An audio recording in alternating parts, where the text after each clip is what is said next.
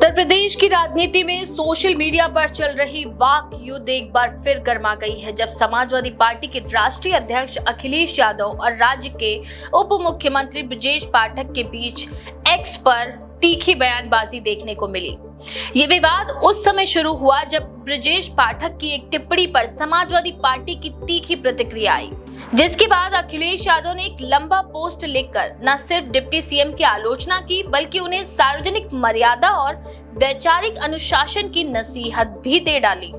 शनिवार रात को अखिलेश यादव ने अपने आधिकारिक एक्स हैंडल से एक विस्तृत पोस्ट डाला, जिसमें उन्होंने उप मुख्यमंत्री ब्रजेश पाठक की उस टिप्पणी को अति अशोभनीय करार दिया, जिसमें कथित तौर पर समाजवादियों के डीएनए पर सवाल उठाया गया था। अखिलेश ने लिखा कि पार्टी स्तर पर उन्होंने उन लोगों को समझाया जो इस टिप्पणी से आहत होकर उग्र हो गए थे, लेकिन साथ ही उन्होंने ब्रजेश पाठक से भी ये अपेक्षा जताई कि वे अपने बयानों की भाषा और स्तर पर पुनर्विचार करें। अखिलेश यादव ने यह भी कहा कि एक स्वास्थ्य मंत्री के रूप में ब्रजेश पाठक को ये समझना चाहिए कि किसी के डीएनए पर की गई टिप्पणी न केवल व्यक्तिगत स्तर पर अपमानजनक होती है, बल्कि उसके वंश, मूल उत्पत्ति और उससे जुड़े धार्मिक विश्वासों पर भी चोट करती है। उन्होंने लिखा कि वे स्वयं यदुवंशी हैं और यदुवंश का संबंध भगवान श्री कृष्ण से है। ऐसे में इस प्रकार की टिप्पणी धार्मिक रूप से भी आहत करने वाली है। सपा अध्यक्ष ने ब्रजेश पाठक से आग्रह किया कि वे राजनीति करते हुए अपनी नैतिकता और धर्म संबंधी संवेदनशील भावनाओं का सम्मान करें।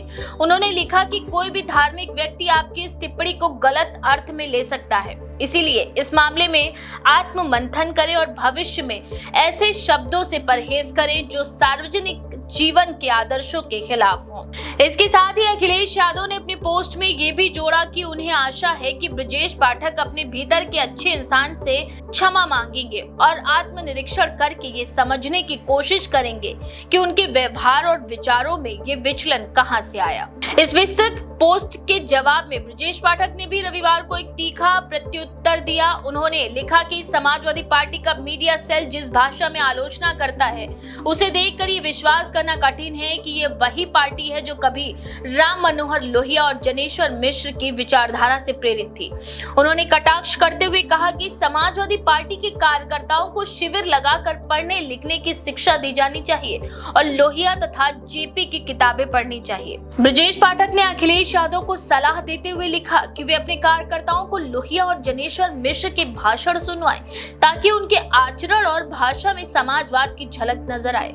उन्होंने ये भी कहा कि यदि अखिलेश के पास लोहिया की किताबें नहीं हैं, तो वे खुद उन्हें उपलब्ध करवा सकते हैं।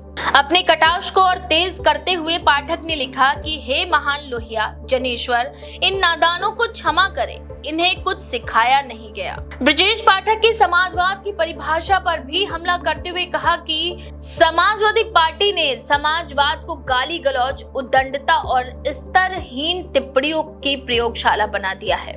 उन्होंने ये सवाल उठाया कि जब विपक्ष में रहते हुए ये स्थिति है, तो सत्ता में रहते हुए इन्होंने क्या किया होगा। इसका सहज अंदाजा लगाया जा सकता है।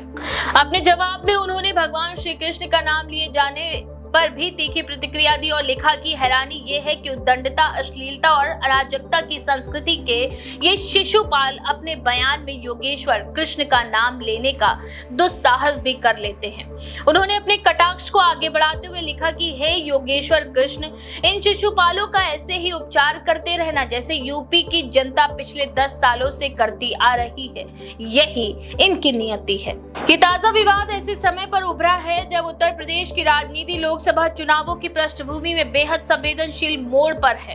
एक ओर जहां भाजपा सरकार कानून व्यवस्था और विकास के मुद्दों पर अपना प्रचार तेज कर रही है, वहीं समाजवादी पार्टी सामाजिक न्याय और सरकार की नीतियों की आलोचना के माध्यम से जनता को जोड़ने की कोशिश कर रही है। इस पृष्ठभूमि में दोनों प्रमुख दलों के नेताओं के बीच सोशल मीडिया पर इस प्रकार की तीखी नोकझोंक न केवल राजनीतिक विमर्श के स्तर को दर्शाती है, बल्कि ये भी बताती है कि राजनीतिक दलों के बीच संवाद अब सार्वजनिक मंचों की बजाय डिजिटल माध्यमों पर अधिक आक्रामक हो गया है। राजनीतिक विशेषज्ञों का मानना है कि इस विवाद का मूल कारण केवल वैचारिक टकराव नहीं बल्कि व्यक्तित्व टकराव भी है, जो चुनावी राजनीति में अपनी जगह बना रहा है। ब्रजेश पाठक की ओर से जहां एक और कटाक्ष और व्यंग्य की भाषा दिखाई दी, वहीं अखिलेश यादव ने संयमित शब्दों में नैतिकता और आदर्श की दुहाई दी। ये टकराव फिलहाल समाप्त होता नहीं नजर आ रहा है, बल्कि आने वाले समय में और अधिक तीव्र होने की संभावना है।